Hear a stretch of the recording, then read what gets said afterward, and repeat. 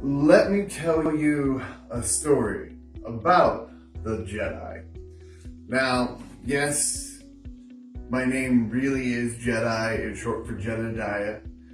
So, we're gonna go back. I'm been a mutant, born differently than everybody else.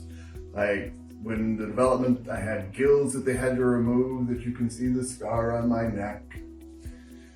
I had horrible allergies and asthma as a little kid. I had to fight for every breath I took. So I'm willing to put forth the effort to do what it takes to build New Atlantis.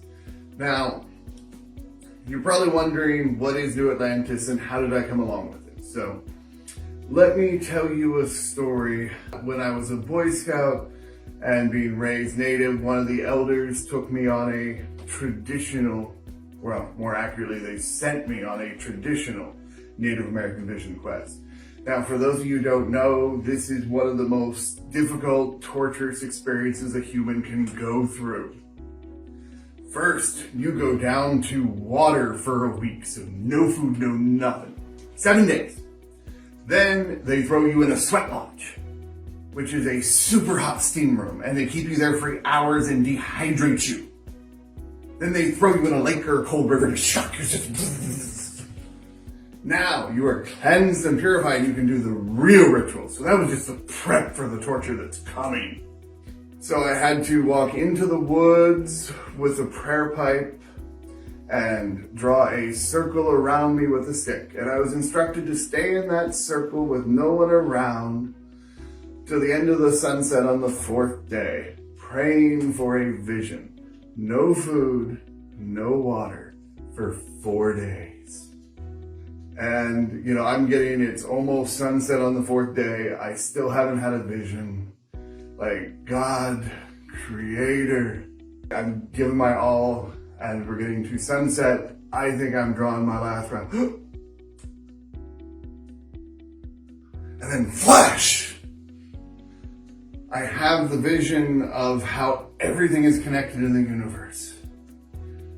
I see society thousands of years in the future, our flying ships, our floating islands, and I'm bringing back, and I have spent the last 25 years reverse engineering what I saw in that vision that day. I've studied physics, basic structural engineering, mechanical engineering, electrical engineering, architecture, material sciences, everything I can possibly do. The green energy, hydroelectric, of course, is one of my favorite until we get to 0 point, but y'all ain't ready for that yet. Let's just stick with what is here now. We have the technology already available to end the world's made-up intentional energy crisis and provide enough water to turn the Sahara Desert back into a tropical paradise. The technology is available now to fix the planet and preserve humanity for the next 1,000 years. Let me tell you a story. Imagine a safe, tropical civilization. You go to the restaurant. You walk away, leaving your stuff at the table. You run into friends, and like 4 hours later, you come back. Your stuff is still there. You look at your bill, and it's in silver. So real money, hard money that you can't fake. And it says, a mere 11 grams for a wonderful, 5-course meal with a bottle of wine, with friends enjoying. And when you get to the tax part, it says never any tax. Because that's the way it was meant to be, because taxation is theft. Thank you, Dan Berman, for that phrase. Now, the islands are floating cities on the sea that are protected from climate change, rising sea levels, and everything else. So you are safe. You have virtually unlimited energy from the combination desalinization hydroelectric power plant that I designed and that is replicated on the outside to look like the Great Pyramid, to have rivers flowing from the center of the island, feeding life to the whole place that can get pumped out. We can use all the electric we have that will outdo for each island Niagara Falls. We will take the water, split it, releasing the oxygen into the air, and keeping the hydrogen, recombining that with CO2 we pull from the sea and the air to create our own carbon neutral jet fuel and diesel, so no more need to drill.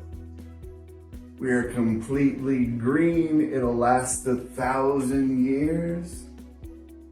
Now, you're probably wondering, how is it even possible for us to build this? How are you going to build floating cities? Well, first we got to scale it down. So you're going to do smaller floating prototype platforms. We'll do smaller things like floating docks. And with my patent pending hexagonal interlocking block system, aka the HIB, because the hip is hip, these blocks can build the walls of houses with robotic and unskilled labor. So anybody can build their own home from scratch, like putting together Lego blocks. Easy peasy lemon squeezy. Now, the blocks, hopefully we'll get them in Home Depot, Lowe's, wherever, and people around the world can get them, build their own structures while we're building the islands. So it all starts with a little block.